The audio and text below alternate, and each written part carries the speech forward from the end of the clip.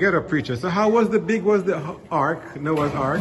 Noah's Ark was big like this, long so, high so, and tan so. And God said that he must build the ark and he must make the door. He said, oh, the door are going to come. He said, me don't know. But God said, the door are going to depend on the ark. And then the door comes stand so. And he long so. And then he said, carry the people them come. But you must make sure so you carry your son and you carry your daughter and your daughter-in-law and the wife to come. And you want to see more. Noah go with his wife and him picking them and his daughter-in-law and everybody are going out. He said, carry the animal then come. One drunk and two drunk come.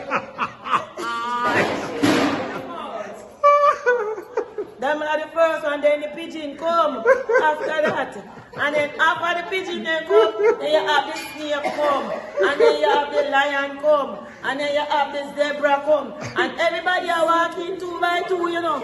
And then when the door lock, me said God lock the door. And then the rain come. You want to hear the people them out the door. No, why you forgot me? You remember say that me never say nothing bad about God. Because me want to come in the ark, you know. And Jesus said, you can't come because you did a go on with start a same thing back there. And me did a chat too now and you never listen. So here one now. You say you see all you, Noah, anytime me come back to the world again, watch me and you. But it's okay. God never look upon them. He just take where him have in there and he gone with them to a different country. My country first was Jamaica, and that was it. And all the rest of the world, that was it.